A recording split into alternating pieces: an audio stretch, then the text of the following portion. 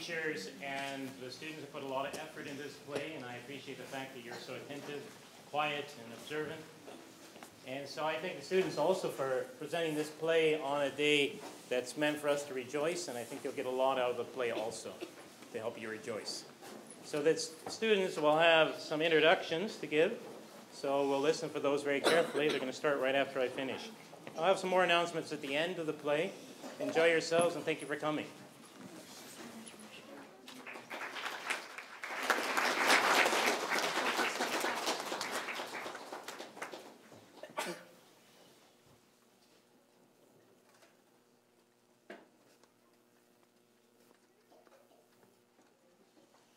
Welcome to our annual Academy play.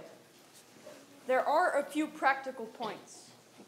Please turn off cell phones and electronic devices. Please do not use flash photography since the play is being filmed. The corner room, Miss Ababat's in the back, should be used for unruly children.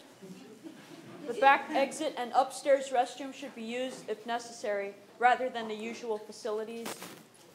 Thank you for your kind cooperation and for your enthusiastic support of our efforts.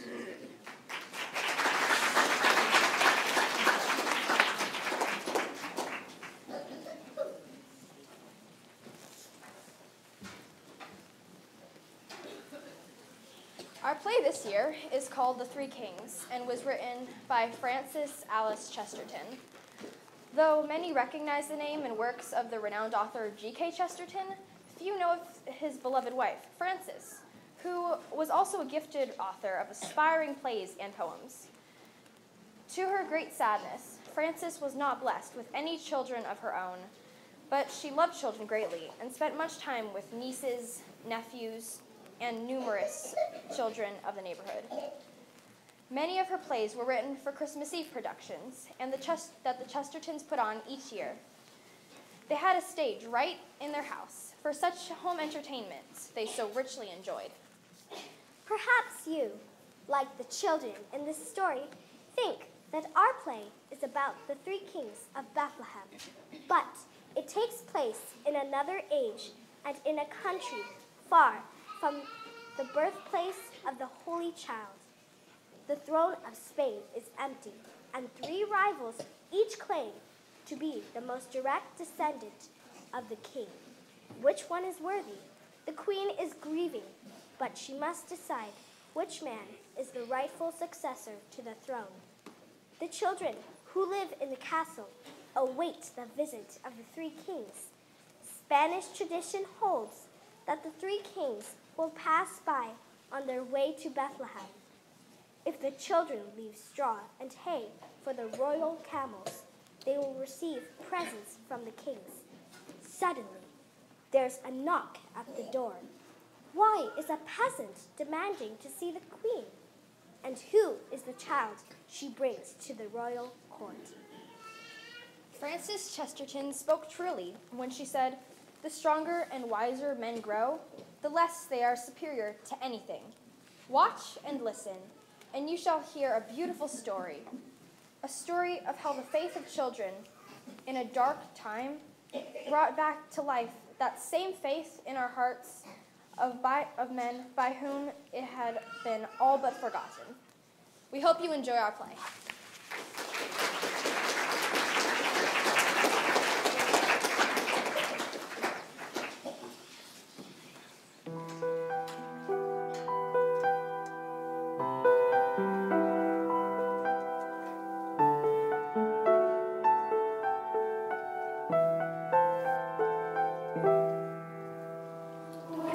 To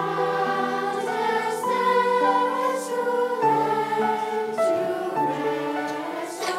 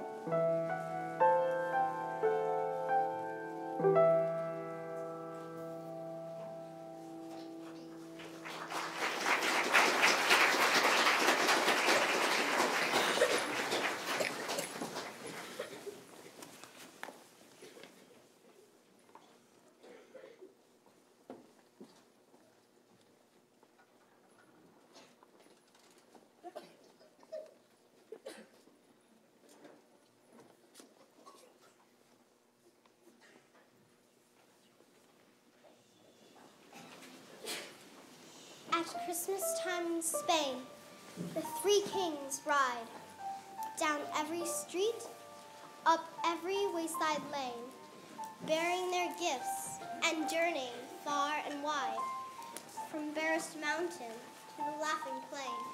And ere they come, the little children set water and fodder and a bed of hay, that tired beasts may for a while forget hunger and thirst and the long, dangerous way. Such children have their presents when the kings, passing from Spain to Bethlehem. At Christmas time, the our little things, the kings reward those who remember them. Such is the legend, and our little play would mix a legend with some history, and from the cold facts of a bygone day would rest and hold the childish mystery. We crave your kind indulgence once again for this attempt to set upon the stage a story of three kings who tried to reign, whose lives are written in a nation's page. And of those other kings who sought a king and found him and were very, very wise, for like the child, they saw the amazing thing through the strange knowledge in his wondering eyes, and tried to show a very simple guise how a child's faith may bring to life a thing that now is hid from prudence and from wise. So from the seed may come the blossoming.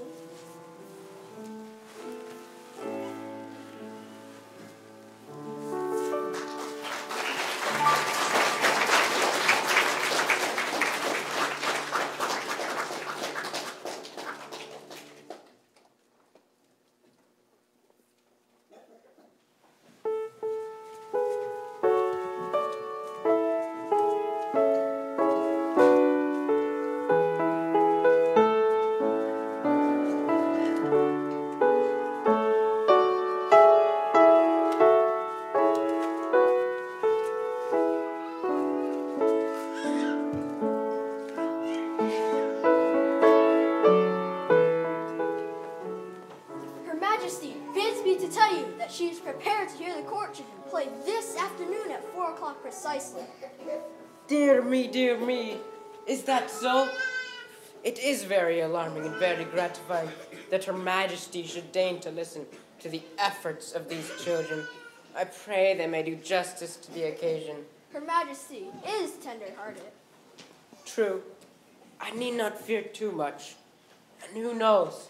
The children's music may serve to lighten her saddened heart. Since the death of the king, God rest his soul, she has scarcely smiled. 'Tis a heavy burden she bears, the weight of this vast kingdom on her woman's shoulders, and none to help. If her son had been spared, God rest his soul, all might have been well. But time goes on. Good Pedro, go summon the children so that they may be prepared to sing before the queen.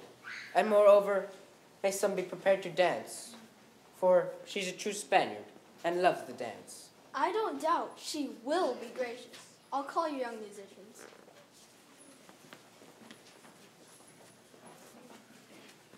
The sopranos must be here, and here the altos, and the tenors not too far forward. The music is in sad disorder. But the children know it well. Little Sebastian is an able conductor. But Katrina is uncertain of her lead sometimes. But there, they are so young. And Her Majesty is tender-hearted. Here they come. I'm so excited to sing orange juice. Super exciting.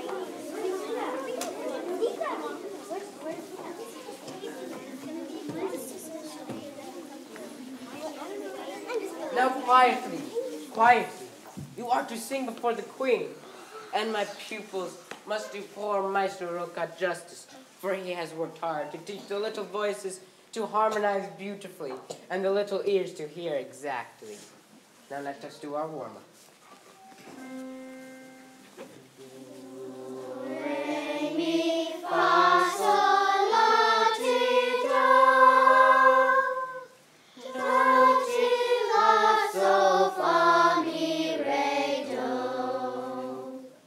Let us sing the fire in Bethlehem.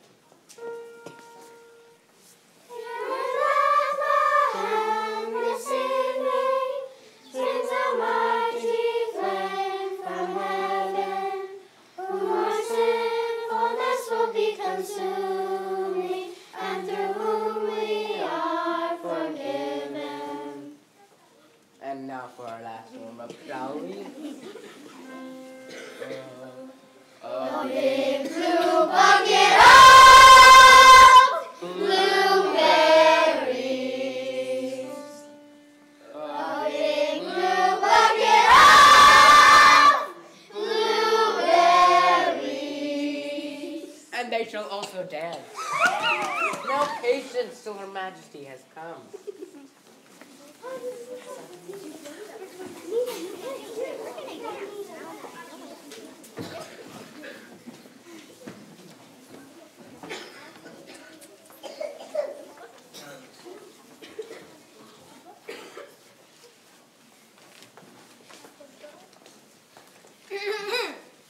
Her Majesty.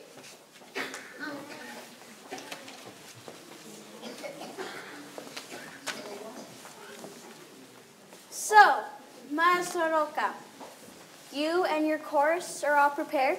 Your Majesty, yes. The children of your court are diligent pupils, and are happy you should hear what they can do. 'Tis little, but they desire only to please you. It's as well. No man can do more. What's will they sing? 2 Christmas selections, Your Majesty. That shall be delightful indeed. Let them begin.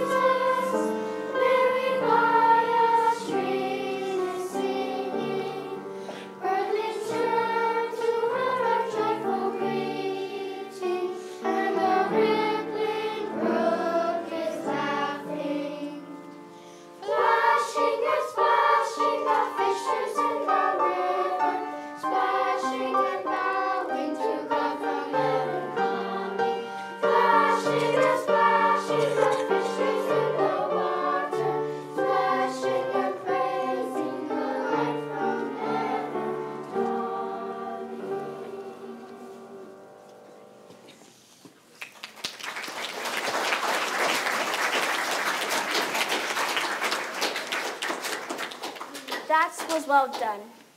Your little daughter did excellently, Countess Maria Josefa. Thank you, Your Majesty. She is a good student and has a good teacher. Good Senor Roca takes an infinity of trouble. 'Tis true. Indeed, he does. Let the chorus sing the second selection, Senor. With the greatest of pleasures, Your Majesty. Sebastian, call your singers to attention. It is a difficult piece, senor, but I'll do my best. So, last week it went very well.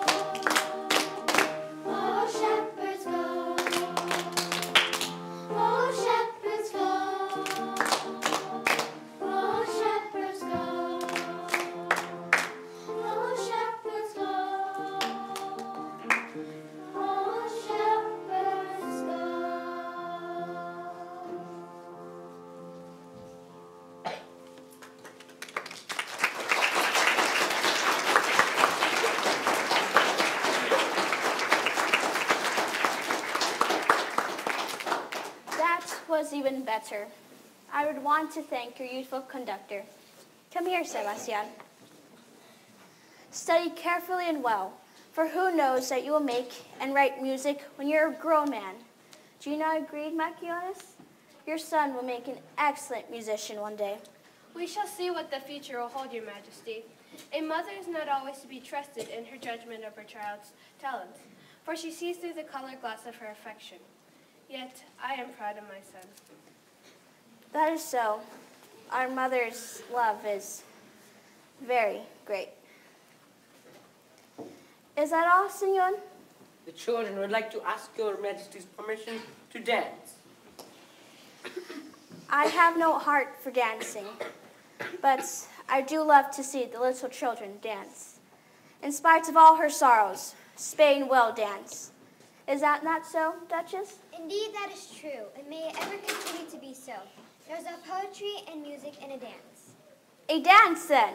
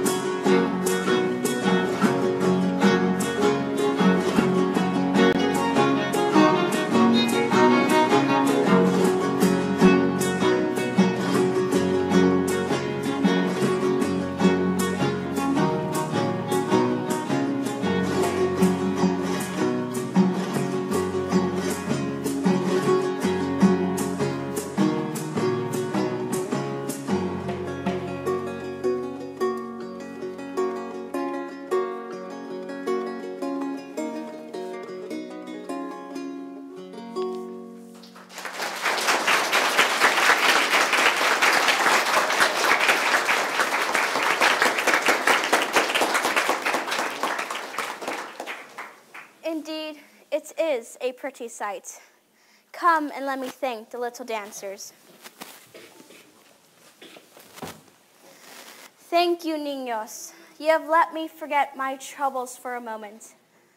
But now I must leave, for there are grave matters at hand. Adios, señor. Adios, niños.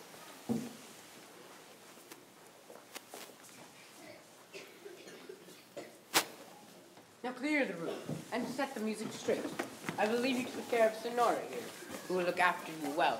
This afternoon, we must have another practice, for it is almost Christmas, and there is Christmas music to be studied, especially the March of the Three Kings, which is far from perfect. Adios. Come, children, let everything be in order. Then you can play and talk until practice time.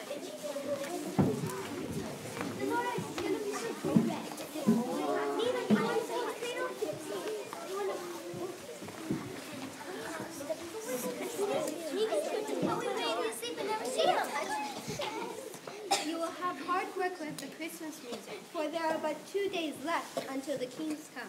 It is too true. The three kings pass this way, but we may be asleep and never see them enter by the palace gate.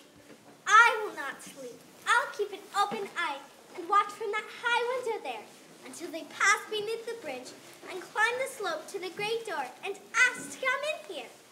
They'll bring us presents, won't they? I want a silver sword and a big, big Spanish flag. And I like a wooden horse so I can ride.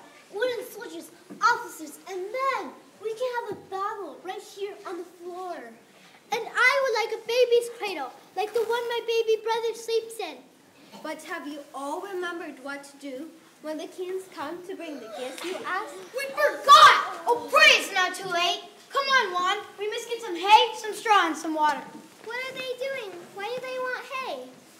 Because when the kings arrive with all the train of servants, horses, mules, and camels, all will look for food and sweet-smelling hay and straw to lie on after the long and dusty road they traveled on in order to find the Holy Child. Yes, they bring their gifts to our little Lord and some for us, if we remember well to leave provision for the tired feet. That is so. Now all must give a hand. Sebastian and Juan are coming with the hay. It is such a heavy load. But there'll be a crowd of horses, mules, and camels, too. And come on, let's spread it out. There'll be room for all, I think. Here's a soft bed in case they bring the dog. Oh, how I'd love to see the kings arrive. Would be a wondrous sight. Silver and gold, their gifts, gold, frankincense, and myrrh. Well, maybe so. Perhaps you will have your wish. Why, see those horses, a mule, and such a crowd of men. One is riding on a milk-white steed. Let me look too. Oh, and one rides a coal black horse. And a third is driving near the gate, and he rides a lovely roan. Who can they be? Don't you know? Can't you see? They are the kings who come to greet the Holy Child. But is he here? I thought he would be at Bethlehem. He is here too, wherever living, loving children are. He makes his home. These are kings I know. They've come from far away, and some are near to us to find the little Lord. We must be patient and wait till darkness. See, they're now riding across the bridge. How grand they look, like pictures in a book. They've reached the palace door and will have to stoop their heads to enter in. Just like the kings of old at Bethlehem's tiny door. I fear these have as homage in their hearts only greed of gold and power and earthly thrones they covet sorely. This poor distracted land of ours that has no king must wait while envious men talk and fight and plead who has the greatest right to be king. Once our loved queen shall leave this world, which has been but a sorry home for her. Now all have disappeared, and it is dark. Only one little lantern still shines bright under the palace door. But they'll bring us gifts. When the sun shines in the sky, we shall find them safe. Yes, that is so. But I fear I shall not sleep. I want to see the kings. And so do I, but I'm tired and I can hardly keep awake. Well, here comes Senor Roca, and he will let you know once you have done your song. Indeed you shall. But before you say goodnight, I want to hear you sing the song of the three kings, and then rest and sleep for tired babes. Come on. 1, 2, 1, 2.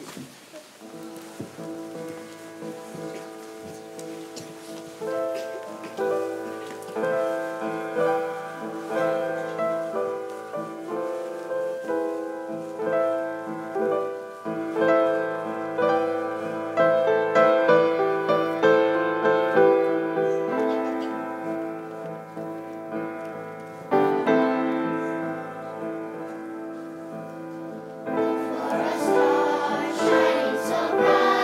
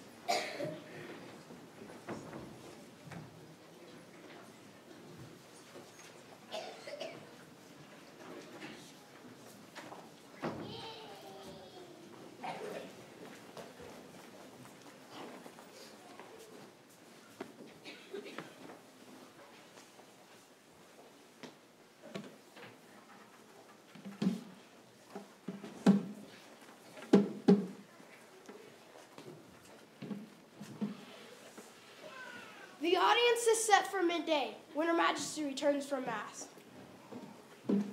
That is so. The princes and their advocates will wait in the great hall till they are summoned here. The papal legate has already spoken with Her Majesty, and the crown lawyers have been in conference since early dawn. It is a bad thing when there is no heir to a great king like ours. Who can tell whether the choice shall fall upon the right head or not? Is everything prepared? Her Majesty is already crossing the great court. Everything is prepared. A messenger is waiting. It is well. There must be no delays. The matter is urgent.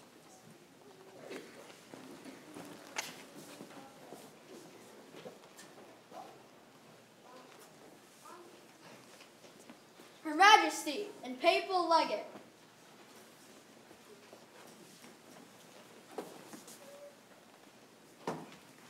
Ah, Senor Abogado, you have a difficult task to listen and to judge the cause of each three royal princes, who each want to claim the throne when I am gone from this world. It is indeed a grave business, Your Majesty. It needs much discretion and patience. But with the help of the Holy Church, I pray we may be rightly guided in this matter. Indeed, I pray we may, for I am wearied to death and only crave to have the question settled. Sorrow has fallen heavily upon me, to his husband and son in 3 short years. The king was old, but the prince, he was young, and I never saw his death coming. But in battle, who can tell? The one is taken, and the other left. It is all a mystery. But he died for Spain, Your Majesty. This must be your comfort. It is my only comfort, but I am all alone. Had there been but a child, and Spain would not be at the mercy of these strangers. But I must cease to mourn. Let the princes be called to audience. I will summon them, Your Majesty. I have studied the claims as you have done. Reverend Father, have you formed any decisions? None at all, nor will I, till I've heard the learned advocates, who will each plead the claim of their august clients. The princes await an audience. Let them advance.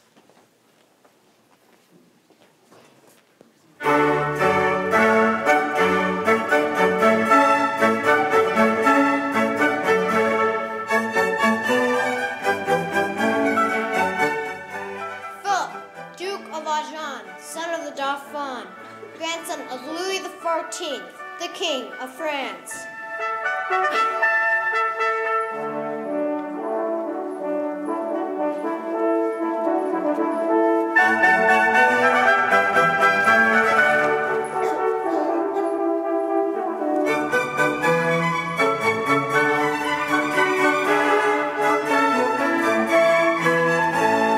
Prince Joseph Ferdinand of Bavaria.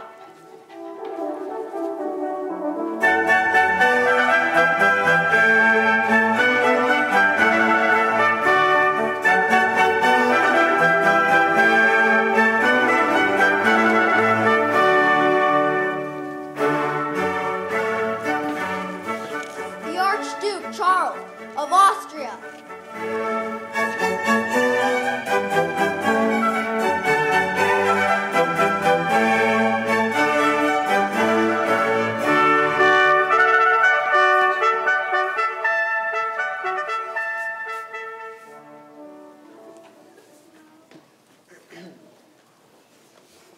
The royal princes are assembled. It is well that we should hear the claim of each. Begin, Senor Abogado, if you please. By what right does your master, Prince Philip of France, claim the throne of Spain? By this indisputable claim, Don Henrico, about which there should be neither question nor controversy. Proceed, Senor Abogado. When your great king, Charles II, and Her Majesty's royal consort died, God rest his soul, and when his only son perished on the field of battle a few short months ago, God rest his soul, my royal master, Louis XIV, the Roi Soleil, the Sun King of France, claimed the throne of Spain for his grandson, Philip, who in person here seeks for the due acknowledgement of his right. our great and glorious monarch had taken to wife the sister of your gallant king, whose death we all lament, and she renouncing all claim to the throne of Spain. Yet, with the knowledge and consent of Charles, your king, should heirs of his body fail, named her grandson, the Dauphin's son, as successor to this crown and kingdom. Through his grandmother's birth, my prince is great nephew to your late king, and hereby declares there can be none other with so good a right. Seeing it was with the cognizance of his great majesty that a deed was drawn up appointing him heir to the throne of Spain. And should no true heir be forthcoming to ascend the throne, when her majesty shall be called upon to surrender all earthly crowns and thrones. If there is a secret will made by the King of Spain and the King of France, we do not know of it. It cannot be evidence unless such a will can be produced. The document must be investigated if such exists. Otherwise, the claim is but a flimsy pretext and not hold good in law. The prince will no doubt submit the will. It is here. The proof is in my claim. The will is in safekeeping. We will continue. By what right does the Archduke Charles of Austria claim a right to the throne of Spain? Here is no secret will or treaty. My royal master claims direct descent from your King Philip III. As it is well known, Philip had a daughter who wedded the Austrian King Ferdinand, and her son Leopold, by second marriage, is the father of my royal master, heir, direct and true, to this great kingdom. Aha! That claim cannot be maintained, for the heir is but a descendant of the second marriage. There is an heir of the first marriage. It is on that ground that I state the claim of my royal client, Joseph Ferdinand. But the claim cannot stand for a moment. Signors, silence if you please. We must hear what the Prince Joseph Ferdinand has to state. None has so clear a claim as my prince here, for the house of Bavaria is ever at one with the house of Spain. My master is a grandson of that same Leopold who the Archduke Charles has already made his claim. But see, senores, by a much clearer right he asks your consideration. By his grandfather's first marriage with your own Spanish princess, Margaret Teresa, whose daughter, Maria, is Prince Joseph Ferdinand's mother. The case is clear and the line of succession direct, and my prince demands that his claim be duly conceded and acknowledged. There can be no question of demand, senor. The question is one for deepest consideration. Her Majesty must be allowed to examine such a claim on its own merits. Senores, I have no choice in this grave matter. I can but leave the decision to the lawyers here, whose business is to report upon the results of their investigation. I pray God may guide their labors. Your Majesty speaks true. The matter is so grave a one that there can be no hasty decision. We shall call for further explanations than these first claims that have been placed before us. Yes, it would be well that the princes themselves should enter into discussion as well as your advocates. Only too gladly. Senor Bagado, my lawyer, has put the case well, and there is no doubt that his late majesty, before his death, signified his intentions regarding his great country's future king when he made a will appointing me to succeed, with full approval and knowledge of his majesty, my grandfather, Louis XIV of France. That will must be forthcoming. Yes, evidence. It's not my word enough? Certainly not. This is no paltry affair for lawyers to quibble and trifle, but it is the destiny of a great nation. Therefore, all cards must be placed upon the table and the will produced. Will you demand this, Senor Abogado, Don Enrico? In good time, senors. The will is in safe keeping. Why does the legate whisper to Don Enrico? There is some treachery here. I demand that my claims be at once conceded, or I take the sword in defense of my rights. There is no question of swords, Prince Joseph. You are young and hot-headed. No, Joseph is in the right. I too would defend my cause with swords and guns upon the battlefield. And I shall not hesitate either if it comes to that. Be careful, senors. War is easily started, and with difficulty ended. This is a matter for lawyers, for advocates, and as such. I and my colleagues are prepared to consider the claims of each. Your Highnesses, Let there be no quarreling among you. Surely this matter can be settled peaceably. I will remind your majesty that when all questions have been raised and judgment pronounced, it will be our duty to urge your majesty to make a will that shall clearly leave this throne to him who has the greatest right. Must it indeed finally rest with me? In mourning and saddened, why must I decide? Having been called to this great office, your majesty must indeed fulfill the obligations of it. There will be no other course of action. When the claims of these princes have been more carefully considered, the lawyers of your court will present their considered judgment. Let there be no delay. I'm in no mood to hang about while these men talk and argue. There is no need for further consideration. I defy anyone to dispute my claim. A rightful decision, senores. And what do I care? The sword shall decide. A decision in arms. Then indeed the case is settled. France will not fail. Don't be too sure, Prince Philip. Austria is mighty in arms. Not greater than the Lion of Bavaria, that will take no note of French lilies or Austrian eagles. Princes, let there be no disputing here. We are almost to Christmas, and there should be nothing but peace and goodwill among men. A good reminder, your majesty, and we should well observe it. There will only be peace when my true claim is acknowledged. And there will never be peace, as your claim's fantastic. Let Her Royal Highness decide right now, and then we can keep our Christmas in our own lands. As Archduke of Austria and King of Spain, mine will be the merriest feast of all. Senores, I have no... How should I decide? Pray you be patient with me. Until tomorrow, madame. Tonight, I say tonight. Before we leave this council chamber. This is unseemly. You cannot force your majesty thus. Her majesty's decision shall be given. Now. Yes, now. Why should I wait? Who comes to interrupt? See who knocks. Your majesty, a woman is waiting outside who desires audience. But I have told her it is impossible. Bid her be gone. Her business can wait. She says it cannot wait. It concerns the matter on which your majesty is now engaged. How can that be? I do not know, your majesty, but she is most urgent. She stands there weeping and begs your majesty to receive her before it is too late. Too late? Too late for what? What could this woman know of the business at hand? Are we to dangle about here while a woman asks audience? Attend to your case, Senor Bagado. Yes. Your Highness would have things settled. Yes, bid the woman be off. It is I, Prince Joseph, who gives orders in this house. Bid the woman enter.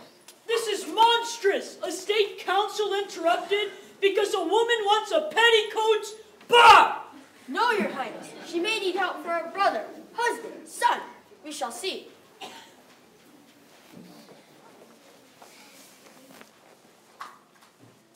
Your Majesty, the woman approaches.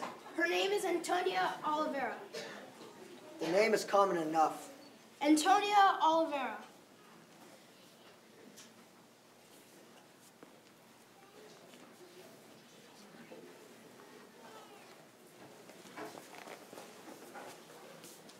What is it, Antonia? Speak. Do not be afraid. Do you have business that concerns this council? Your Majesty, I will try to tell my tale. It is but 3 days ago I heard in Alagon, near Segovia, Your Majesty, where I live. My husband has a little farm and works on the hillside, and Alagon is the market town. I know. Proceed, Antonia. What did you hear in Alagon? What nonsense is this? Never deal with women. They're impossible. I am leaving this council. No! I beg your Royal Highness. That would be a grave error. I heard that Your Majesty must make a will, so that this country might have a king to rule when Your Majesty should die. And when I heard that, I knew what I must do. I must bring the king that is to be to his own palace. Are you mad? I pray, Your Majesty, send the woman away. Let me hear further. Antonia, what do you mean, the king that is to be? Why, this is the manner of it, Your Majesty. It was nigh a year ago since your son, Prince Carlos, came to Alagon. He was sore driven by his enemies. But in Alagon, we were faithful. For the space of 3 months, we guarded him well. I, my husband, and my daughter Maria. She was beautiful and good, Your Majesty. And how shall I say it?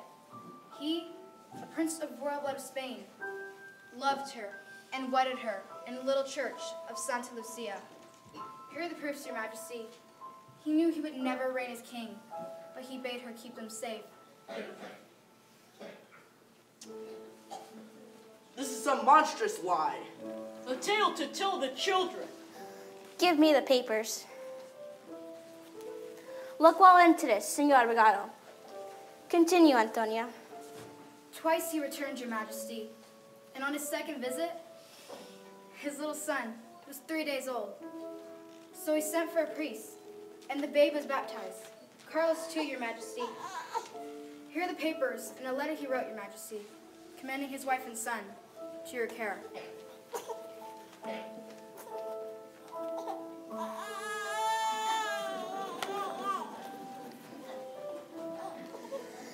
It is his letter. It is his handwriting. My son. My son. A plot, a plot. And his mother, Antonia?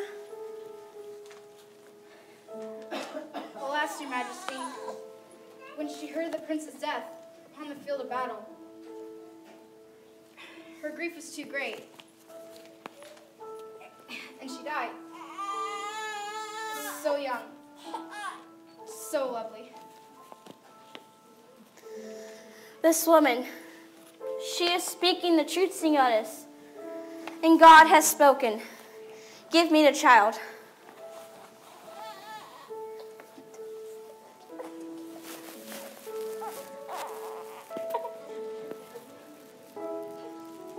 Princes, a king of Spain.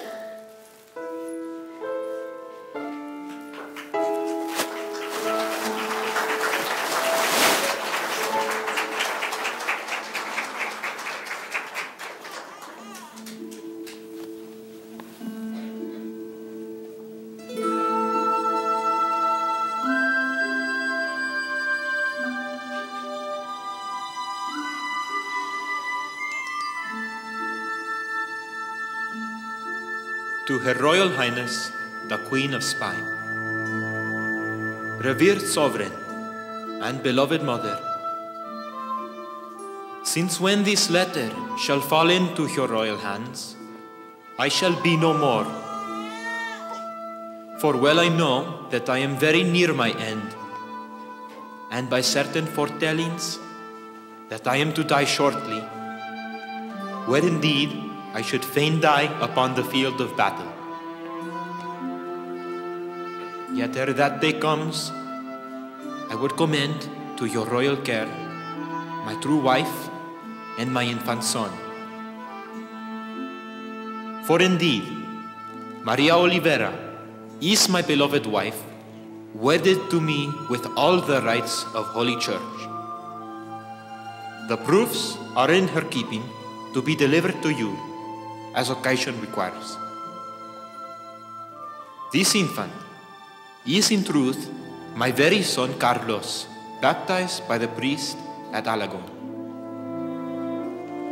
I pray you, Madame, my beloved mother, guard them well, for indeed they are dear to me. Let no man seek to dispute the just claim of my son to the throne of Spain. The time is very short that I must depart hence. So of your charity, most beloved mother, pray for the soul of your unworthy son, who leaves his all in your august keeping. Signed, Carlos Ferdinando, Prince of Spain and Aragon and Castile.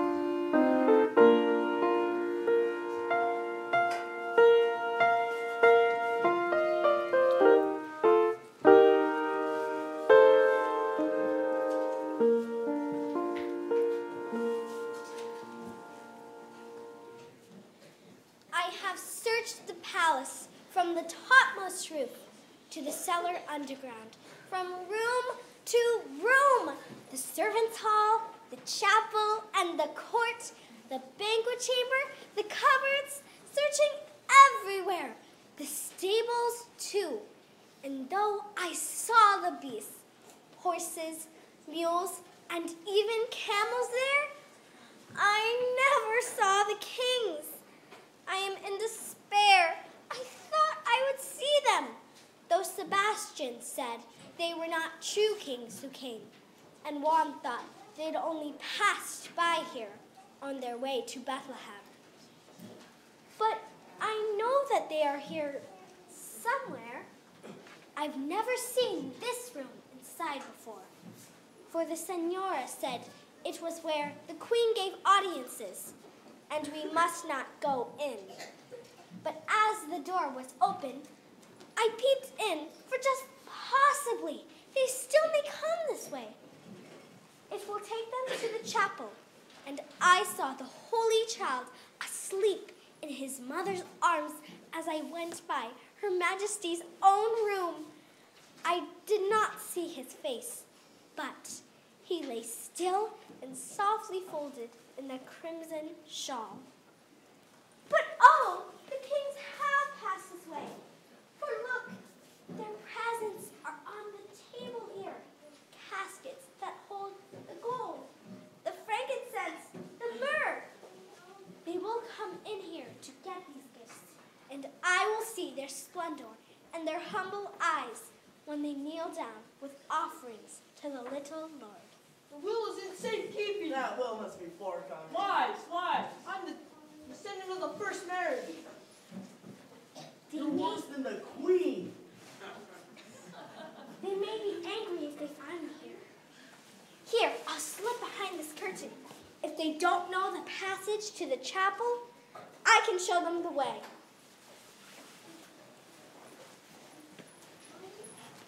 It's all a monstrous plot hatched by the Queen, who thinks by means like this to save the throne from me, the rightful heir. Has a prince ever been treated so badly, have been so betrayed, to give my rights to a bastard child? I will not yield. I would rather the world start a war than I give up my rights, which no man can dispute. But I do dispute your claim, and furthermore, the claim of the Archduke, and further still, the claim, so manifestly false, of that same child that has been foisted on our foolish Queen, who has no idea what she is doing. I'll never surrender my just rights. I've said it's a plot, and a plot it is. The lawyers almost certainly will prove the papers forgeries and the tale a lie. Then it begins again with us three, and I demand, senors, that you give no further thought to your advancement here. No further thought. My lawyer does the work of thinking here. There is no question of thought. When this child's claim has been proved a fabrication and a pack of lies, the prince's letter, all found to be a clever scheme to play on the greedy feelings of the Queen, the marriage, birth, and christening, all found to be a forgery, then Senor spoke. I will maintain more strongly than ever that the throne of Spain is mine, by right inalienable and true, and may not be contradicted. Never, never shall that be. We well may have to leave the question now. The throne is mine. I remind you both. Nothing is proved. Never, never, I say again. Why do they quarrel like this? They are the kings, but perhaps they are tired and need food and rest. They have come a long and weary way, but their journey is ended now. Who do we have here? Another child? Is she too in the plot? What is your name? What are you doing in this room? My name is Katrina. Who sent you here? You're a very useless spy. I came here by myself. I knew that you would pass along this way to find the Holy Child. Sebastian and I waited up all night to see the kings, but then you never came, and so I searched all day. I think perhaps you waited, hiding until the little child was safely housed and warmed and fed. But he is here. I saw him with my own eyes, wrapped up all warmly in a crimson shawl. What does she mean? I think this child's daft. Call a servant here. Take her off to bed. No, it isn't nearly time for bed yet, though it is dark. Look through that window there, and you will see the star that led you here. On Christmas night, we wait till that same star is set, and there is no more light before we go to bed. There is a splendid star. I've never seen anything like it. But as you are a king, haven't you seen that star before? Quite often? A king? Why, yes. I call myself a king. A would-be king of Spain. That's true. And you are a king. You came from far to see the child. You did, didn't you? To see the child? That thought never crossed my mind before. I too am a king and seek a kingdom here. You are the grandest king, the grandest of them all. You must go first, and I will show your majesty the way.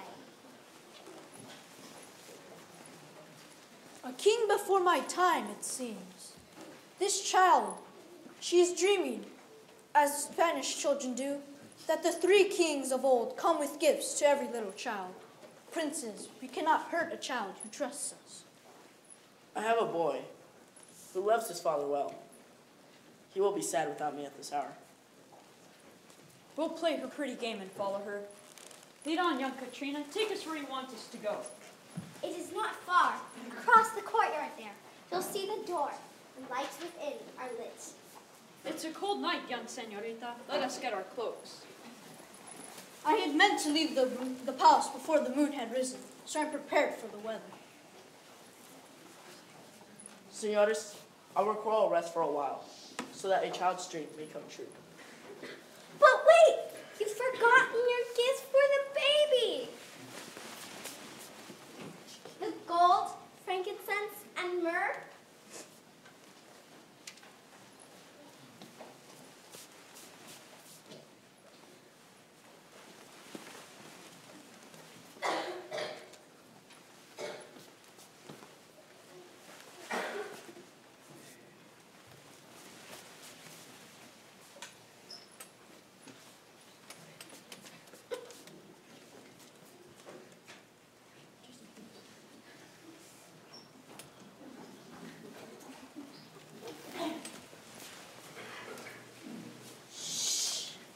Walk softly.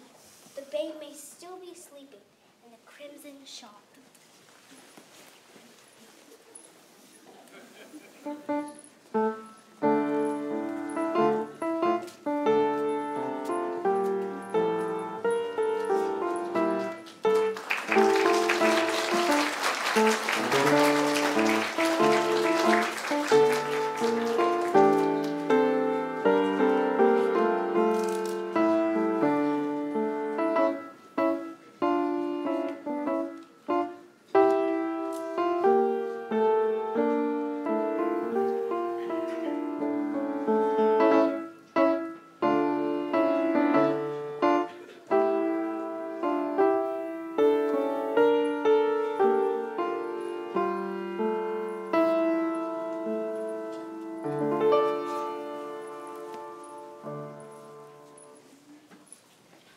Now you are here. I'll call my friends. They'll want to see you kneel before the holy babe. They have waited a long while, but now they'll be so happy to hear the kings are finally present with their gifts. Sebastian! Juan! Maria! Come! Let's dance softly! Here, I have a light to show the way!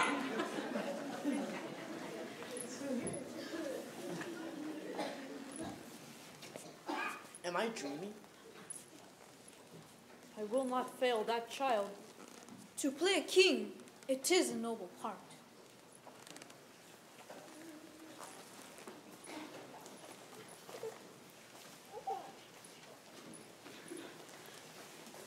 The kings came after all and are just waiting to give their presents to our little Lord.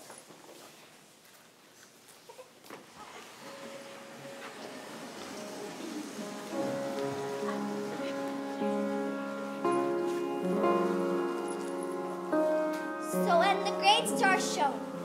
The three kings came and paid their homage with their golden gifts. And all the children saw them as they knelt. And all their visions of the kings are true.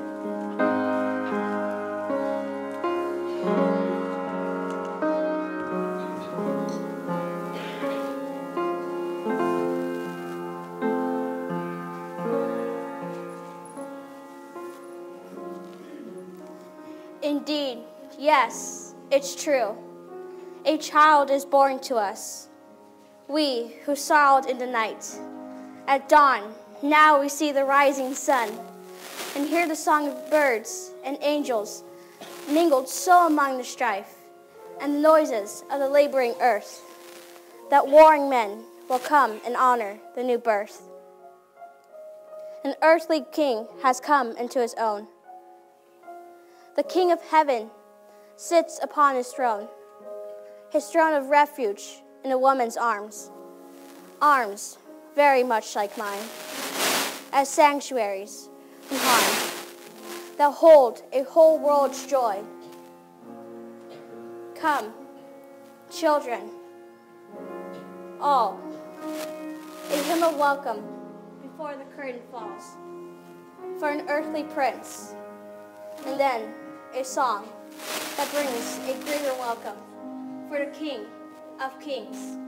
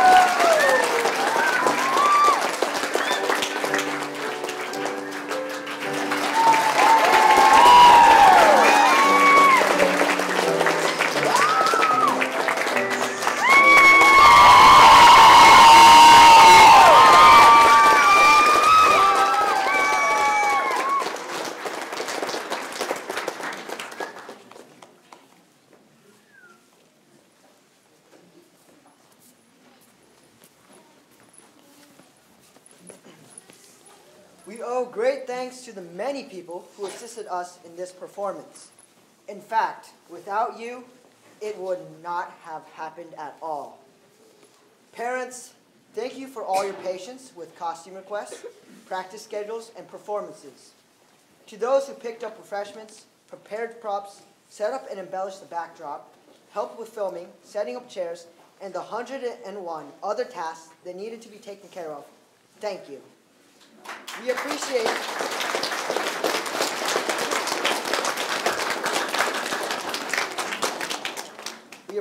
your generosity and the many sacrifices made on our behalf.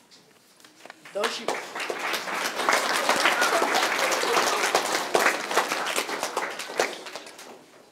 would prefer to remain nameless, a special thank you is due to Mrs. Garcia, who has once again sacrificed so many hours to prepare the costumes for our production.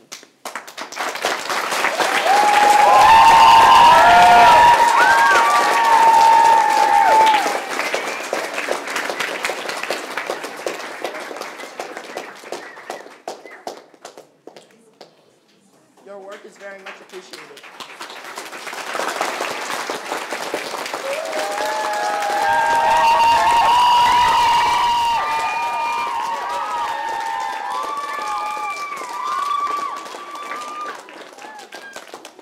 Special thanks is also due to Mr. D'Artola for his continued willingness to construct our sets in the midst of a very busy schedule.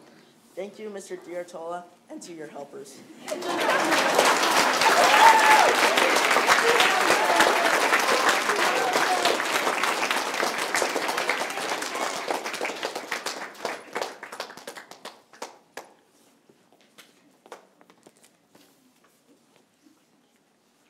We would like to give a special thanks to our star performer.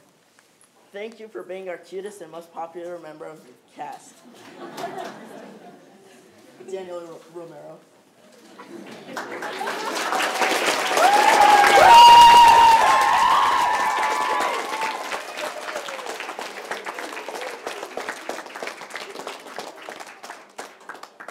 We hope you will join us again in the future. Thank you to our alumni, who are always ready to help out in so many ways. Luis Garcia, thank you for the many, many hours spent in preparing the filming of the play. From what we have seen so far, it looks spectacular. Simon Lorona, thank you for recording so beautifully the voice of the Spanish prince. Thank you for your time, effort, patience, and charity in assisting in the directing of the play. May God bless you and keep you healthy for next year's production.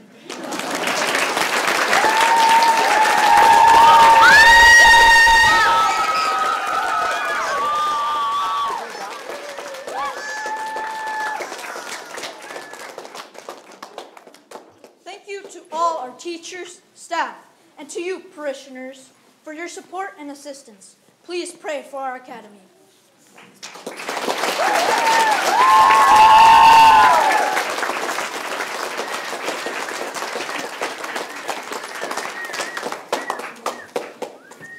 Thank you, students. Thank you, parents.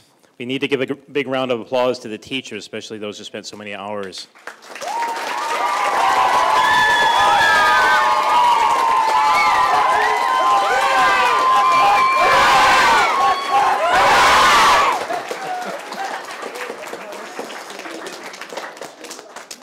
So I thank the students for their many hours of hard work. I know it takes a lot of time and effort, especially since you had to miss recesses, I understand, and parents had to bring them for after-school practices and wait. I saw you waiting in the parking lot sometimes. So thank you for the performance. It was very well done.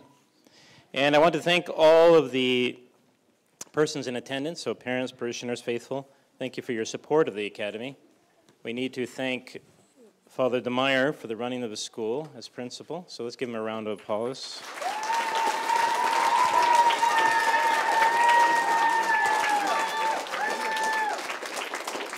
So ultimately, we can't say enough how much we appreciate the fact that a parish supports its school. And so as a pastor of this campus. I appreciate the fact, and it needs to be the case, this is our parish school, and I appreciate the fact as parishioners that you support this little academy. Thank you in advance for help with the cleanup. I would appreciate it if everybody could help out in whatever way you can to help clean up and resetting up the basement, because obviously next Monday, so tomorrow, we start school again for a couple days, and we need to have it in order. And this will take place as soon as I stop speaking.